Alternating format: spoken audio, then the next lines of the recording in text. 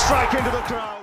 வணக்கம் நண்பர்களே, welcome to my channel CCF, உங்கள் cricket with mister cocktail furious. So இப்போ நம்ம டிஸ்கஸ் பண்ண போற topic, yes, Australia versus Pakistan 3 match T20 series start ஆயிடுச்சு. ஸோ ஃபர்ஸ்ட் T20 வந்து பாத்தீங்கன்னா பிரிஸ்பேன்ல நடந்து முடிஞ்சது.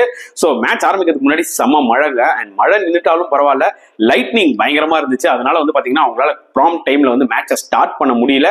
ஸோ வந்து பாத்தீங்கன்னா மேட்ச் நடக்குமா இல்லையான்ற மாதிரி ஒரு மிகப்பெரிய கொஸ்டின் இருந்தது. பட் ஒரு ஸ்டேஜுக்கு மேல வந்து பாத்தீங்கன்னா மழையும் வந்து கம்ப்ளீட்டா நின்றுச்சு, அண்ட் லைட்னிங்கும் வந்து பாத்தீங்கன்னா கம்ப்ளீட்டா ஸ்டாப் பண்ணதுனால 7 overs கேம் விளையாண்டாங்க. So it's going to be a short game, இன்ட்ரெஸ்டிங்கா இருக்க போகுது. அதனால தான் நான் வந்து பாத்தீங்கன்னா கிடைக்கிற டைம்ல அந்த மேட்சை ஃபுல்லா பார்த்தேன்.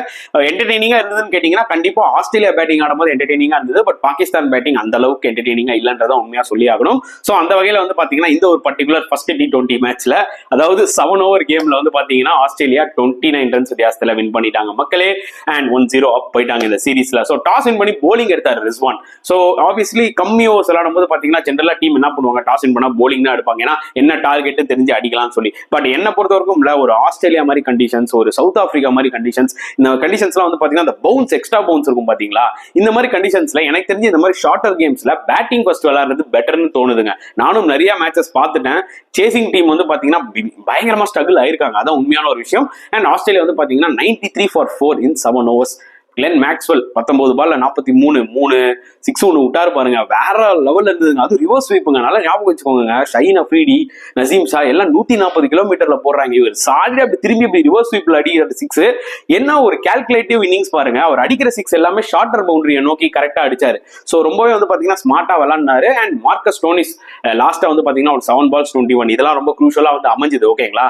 அண்ட் ஸ்டார்டிங்ல வந்து பாத்தீங்கன்னா 7 over நம்ம எல்லாரும் பேட் ஓடுவாங்க. ஸோ ஃப்ரேசர் மெகர்க்லாம் 2 பவுண்டரி அடிச்சாரு, அவுட் ஆனாரு. ஷார்ட் ஒரு பவுண்டரி, ஒரு 6 அடிச்சாரு, அவுட் ஆனாரு. எனக்கு வந்து ரொம்ப டிசப்பாயிண்டிங்கான ஒரு பெர்ஃபார்மன்ஸ் யாருன்னு கேட்டீங்கன்னா டெஃபினட்டா டிம் டேவிட் சொல்லுவான். ஒரு 6 ஒன்று அடிச்சாரு. பட் அப்பார்ட் ஃப்ரம் தட் அவர் கிரீஸ்ல கம்ஃபர்டபுளாவே இல்ல. லாஸ்ட் ஒரு ஃபியூ இயர்ஸா எடுத்துக்கிட்டீங்கன்னா ஐபிஎல்லா இருக்கட்டும், இல்ல ஆஸ்திரேலியாவுக்கு இன்டர்நேஷனல் மேட்சஸா இருக்கட்டும், அவர் வந்து பாத்தீங்கன்னா எக்ஸ்பெக்ட் பண்ற அளவுக்கு விளையாடுறது இல்லை. எக்ஸ்பெக்ட் பண்றதுன்னு விட்டுருங்க, நார்மல் இன்னிங்ஸ் கூட அவரால் விளையாட முடியல, ரொம்பவே ஸ்ட்ரகிள் ஆறாரு. அது எவ்ரி மேட்ச் வந்து பாத்தீங்கன்னா கிளியரா தெரியுது.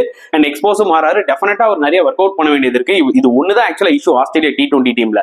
மற்ற பிளேயர்ஸ் எல்லாருமே வந்து பாத்தீங்கன்னா கரெக்டா மிடில் ஆடுறாங்க. அண்ட் பாகிஸ்தான் போலிங் எடுத்தவரைக்கும் அப்பாஸ் அஃப்ரீடி நல்லா போட்டாரு. பட் எனக்கு என்ன புரியலன்னா, நசீம் ஷாக்கு 2 over கொடுத்ததுக்கு பேசாம அப்பாஸ் அஃப்ரீடிக்கு 2 over கொடுத்துருக்கலாம். ஏன்னா அவர்கிட்ட அந்த ஸ்லோவர் பால்ஸ் எல்லாம் இருக்கு. நசீம் ஷா வந்து பாத்தீங்கன்னா 2 overல 37 ரன் கொடுத்தாரு. ஏன்னா இந்த மாதிரி விக்கெட்ல நீங்க அடிச்சு பேஸ் போடுறதுல அர்த்தமே கிடையாது.